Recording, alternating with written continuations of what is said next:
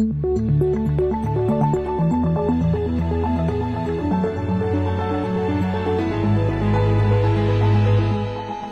This Morning.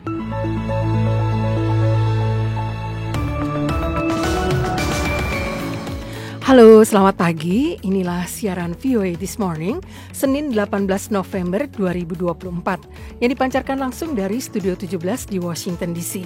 Bagaimana persiapan Anda untuk beraktivitas pada hari pertama pekan ini? Tetap semangat mulai dari pagi ini ya, hingga selesai semua tugas di penghujung hari. Saya Utami Husin, produser Jimmy Manan, dan teknisi Al-Zubair El-Tayeb seperti biasa menyajikan laporan-laporan hangat dan menarik dari berbagai penjuru dunia. Salah satu laporan yang disiapkan redaksi VOA adalah mengenai Presiden Biden yang mengucapkan selamat tinggal kepada para pemimpin APEC di Lima, Peru. Kami sudah saling mengerti. Saya pikir itu penting. Percakapan ini mencegah terjadinya salah perhitungan dan memastikan persaingan antara kedua negara tidak akan berubah menjadi konflik. Dan juga Gubernur California menyerukan sidang darurat negara bagian yang anti-Trump. If you try to harm New Yorkers or roll back their rights, I will fight you every step of the way. Jika Anda mencoba menyakiti warga New York atau mencabut hak-hak mereka, saya akan melawan Anda. Pendengar, siaran ini juga bisa diikuti melalui streaming langsung di website kami www.voaindonesia.com atau melalui podcast VOA This Morning episode hari ini. Kita awali dengan berita dunia pagi ini. Selamat pagi. Pemerintahan Presiden Joe Biden akan mengizinkan Ukraina untuk menggunakan senjata yang disediakan Amerika untuk menyerang jauh hingga ke dalam teritori Rusia, kata 3 sumber yang mengetahui masalah tersebut pada hari Minggu 17 November. Ini merupakan perubahan signifikan pada kebijakan Washington dalam konflik Ukraina-Rusia. Ukraina berencana melancarkan serangan jarak jauhnya yang pertama dalam beberapa hari mendatang, kata para sumber itu tanpa mengungkapkan rincian karena masalah keamanan operasional. Gedung Putih menolak untuk berkomentar. Langkah Amerika 2 bulan sebelum Presiden terpilih Donald Trump mulai menjabat pada 20 Januari mendatang itu diambil setelah permintaan Presiden Ukraina Volodymyr Zelensky selama berbulan-bulan agar militer Ukraina diizinkan menggunakan persenjataan Amerika untuk menghantam target-target militer Rusia jauh dari perbatasannya. Perubahan ini menyusul pengerahan pasukan darat Korea Utara di Rusia untuk melengkapi pasukannya sendiri, suatu perkembangan yang menimbulkan kekhawatiran di Washington dan Kiev. Paus Fransiskus telah menyerukan dilakukannya penyelidikan untuk menentukan apakah serangan Israel di Gaza merupakan genosida, menurut sejumlah kutipan dari buku baru yang akan terbit menjelang yubileum kepausannya. Esta es la primera vez que el Papa Francisco utiliza la palabra genocidio para referirse a lo que está sucediendo en Gaza a partir de este llamado que hace, ¿no? Para que haya una investigación. Ini adalah pertama kalinya Paus Fransiskus secara terbuka mendesakkan investigasi internasional atas tuduhan genosida terkait tindakan Israel di jalur Gaza, kata penulis buku itu, Hernan Reyes Alcaide. Pada September lalu, ia mengatakan serangan Israel di Gaza dan Lebanon tidak bermoral dan tidak seimbang, dan bahwa militer Israel telah melangkahi aturan perang. Buku yang didasarkan pada wawancara dengan Paus Fransiskus itu berjudul Harapan Tidak Pernah Mengecewakan, Peziarah Menuju Dunia yang Lebih Baik. Menurut beberapa pakar, apa yang terjadi di Gaza memiliki karakteristik genosida, kata Paus dalam kutipan yang diterbitkan hari Minggu oleh harian Italia La Stampa.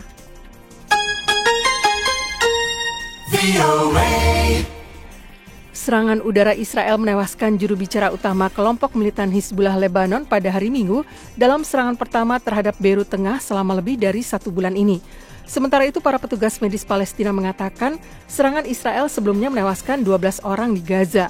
Seorang pejabat Hizbullah yang berbicara dengan syarat anonim mengatakan Mohammed Afif tewas dalam serangan di Beirut. Ia tanpa menonjol sejak Israel meningkatkan serangannya di Lebanon pada September lalu. Tindakan itu menyusul dibunuhnya pemimpin lama Hizbullah Hassan Nasrallah yang juga tewas dalam serangan udara Israel. Orang-orang terlihat meninggalkan permukiman mereka setelah serangan yang terjadi tanpa peringatan itu. Belum ada komentar segera dari militer Israel. Militer juga mengulangi seruannya pada hari Minggu kepada warga di lebih dari selusin desa di Lebanon Selatan untuk mengungsi sewaktu pasukan darat bergerak lebih jauh ke utara. Menjelang serangan yang menewaskan Afif, pesawat-pesawat tempur Israel telah membombardir kawasan pinggiran selatan Beirut setelah militer memperingatkan warga untuk mengungsi dari beberapa bangunan. Serangan itu terjadi sewaktu para pejabat Lebanon sedang mempertimbangkan proposal gencatan senjata yang diperantarai Amerika. Pemimpin sementara Bangladesh yang juga peraih hadiah Nobel Perdamaian Muhammad Yunus hari Minggu mengatakan bahwa pemerintahannya akan mengupayakan ekstradisi mantan Perdana Menteri Sheikh Hasina dari India. Perdana Menteri tersingkir itu mengasingkan diri ke India sejak lari menghindari pemberontakan massal pada Agustus lalu. প্রতিটি হত্যার বিচার আমরা করবই। July August হত্যাকাণ্ডের বিচারের যে উদ্যোগ আমরা নিয়েছি তার কাজও বেশ ভালোভাবে এগিয়ে যাচ্ছে।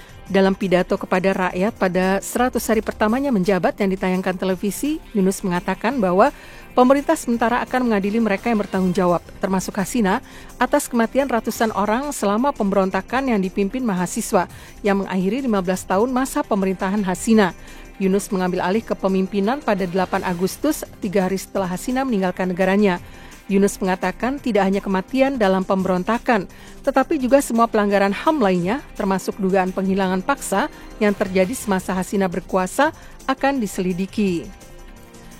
Topan kuat menghancurkan rumah-rumah, menyebabkan gelombang pasang yang menjulang tinggi dan memaksa ratusan ribu orang mengungsi ke tempat-tempat penampungan darurat sewaktu badai itu melintasi bagian utara Filipina pada hari Minggu. Ini adalah badai besar ke-6 yang menerjang negara itu dalam waktu kurang dari 1 bulan. Topan Manyi menghantam pulau di provinsi bagian timur Catanduanes pada Sabtu malam dengan kecepatan angin hingga 195 km per jam. Demikian berita dunia.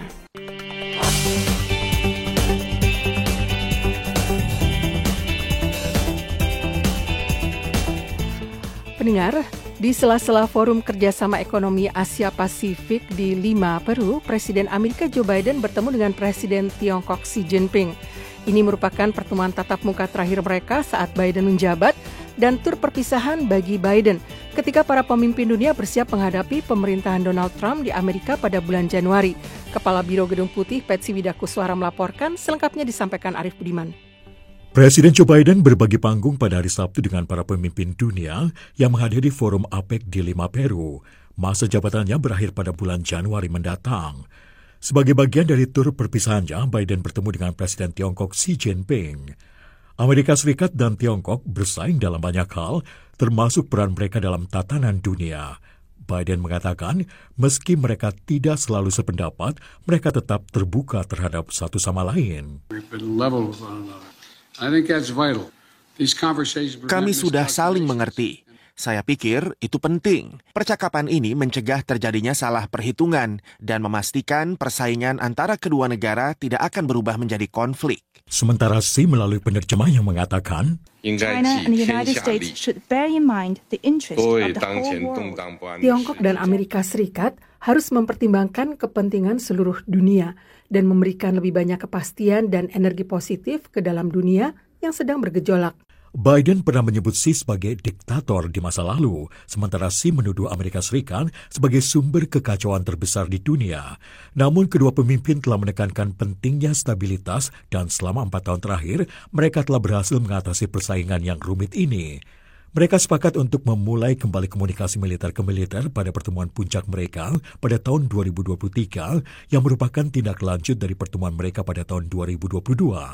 Kini, setelah warga Amerika memilih kembali Presiden terpilih Donald Trump untuk kembali berkuasa, Beijing bersiap menghadapi ketidakpastian.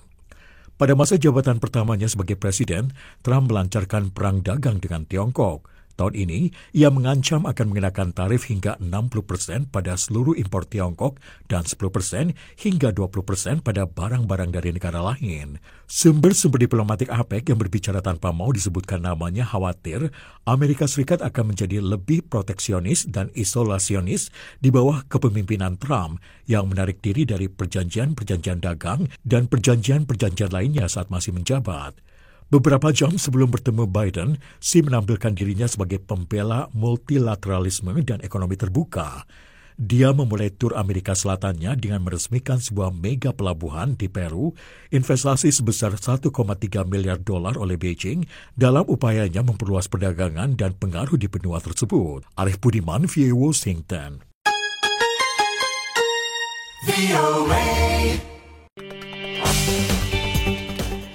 Setelah kalah dari mantan Presiden Amerika Donald Trump dalam pemilihan presiden, Partai Demokrat kini melakukan evaluasi mendalam untuk mencari tahu penyebab kekalahan tersebut. Para pakar mengatakan isu ekonomi menjadi penyebab utama kekalahan partai dan pencapresan Wakil Presiden Kamala Harris, meskipun juga terdapat faktor-faktor yang lain. Veronica Balderas melaporkan, disampaikan tim VOA. Sambil mencoba berdamai dengan kekalahan pada pemilihan umum Amerika Serikat, Partai Demokrat juga sedang mencari jawaban untuk menjelaskan kekalahan yang mereka derita. Gedung Putih menepis anggapan bahwa upaya Presiden Joe Biden untuk maju lagi dalam Pilpres dan keraguannya untuk mundur lebih awal dari persaingan tersebut telah merusak peluang Wakil Presiden Kamala Harris untuk menang. Juru bicara Gedung Putih Karine Jean-Pierre mengatakan, When he made that decision to hand over the torch, pass the torch. Ketika ia membuat keputusan untuk menyerahkan tongkat estafet kepada wakil presidennya, ia yakin itu adalah keputusan yang tepat pada saat itu. Para pengamat menilai ketidakmampuan Harris untuk menjauhkan diri dari kebijakan ekonomi Biden menjadi faktor yang paling merugikan upaya pencapresannya. David Greenberg adalah dosen sejarah di Rutgers University. Ia berbicara kepada VOA melalui Skype. The popular perception was that he had not been a good steward of the economy, which banyak orang menganggap Biden bukanlah pengurus perekonomian yang baik, yang menurut saya sebagian besar disebabkan oleh inflasi yang naik tajam pada 2 tahun pertama kepemimpinannya.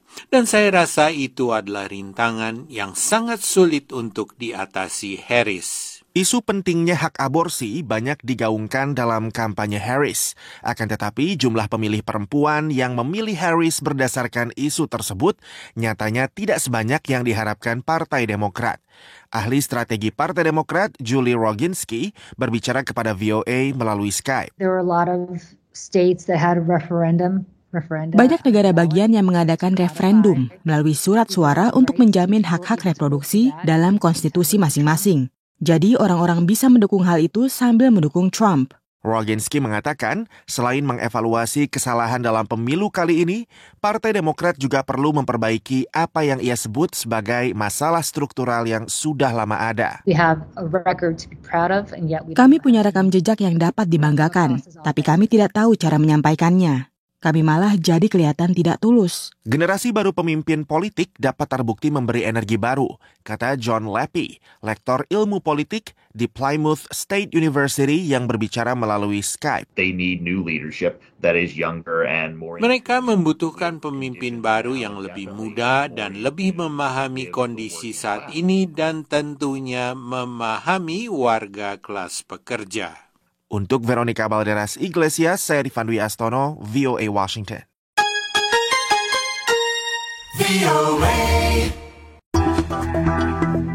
Pendengar, saat Donald Trump bersiap untuk kembali ke Gedung Putih pada bulan Januari, beberapa gubernur negara bagian dari Partai Demokrat yang beroposisi bersiap untuk membela kebijakan progresif negara bagian mereka.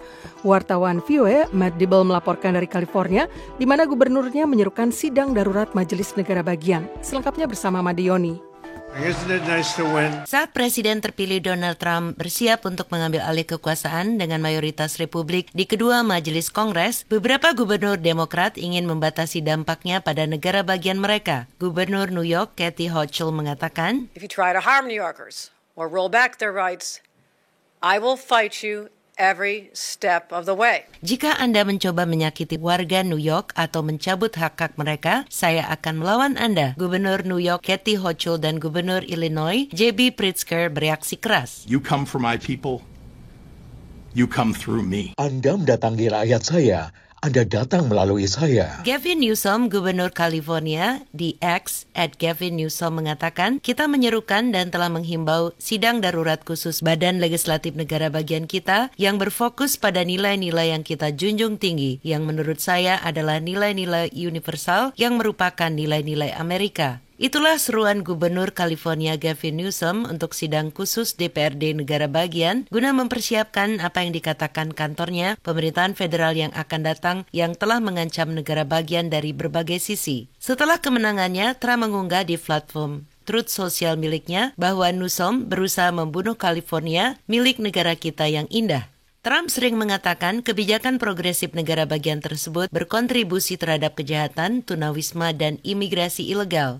State of California is a mess. Negara bagian California kacau balau. Selama masa jabatan pertama Trump, California menggugat pemerintah lebih dari 100 kali, berhasil mempertahankan kebijakan imigrasi negara bagian, standar emisi kendaraan, dan akses ke perawatan kesehatan. Berbicara minggu lalu di dekat jembatan Golden Gate, San Francisco, Jaksa Agung California Rob Bonta mengatakan timnya berencana untuk mulai mengajukan gugatan segera setelah Trump menjabat. Mr. Trump repeatedly overstepped his authority. Trump berulang kali melampaui kewenangannya antara tahun 2016 dan 2020. Tidak ada alasan untuk menganggap ia tidak akan melakukannya lagi. Kita mengkajinya, kita menghentikannya, dan kita mendorongnya kembali ke tempatnya ketika dia mencoba keluar dari jalur. Dalam kunjungan kampanye di Los Angeles pada bulan September, Trump mengecam para pemimpin California dan pengelolaan sumber daya negara bagian mereka. I'm going to give you safety. I'm going to give you a great border, and I'm going to give you more water than almost anybody has. Saya akan memberi Anda keamanan, saya akan memberi Anda perbatasan yang bagus, dan saya akan memberi Anda lebih banyak air daripada yang dimiliki hampir semua orang. Ketika anggota legislatif negara bagian bersidang pada bulan Desember, para pemimpin Demokrat mengatakan bahwa mereka akan memberikan suara untuk pendanaan darurat guna memblokir pemerintahan Trump yang baru dari upaya mendeportasi imigran, membatasi hak reproduksi dan hak sipil, serta mencabut peraturan lingkungan di negara bagian terpadat di Amerika itu. Saya Madioni, VOA.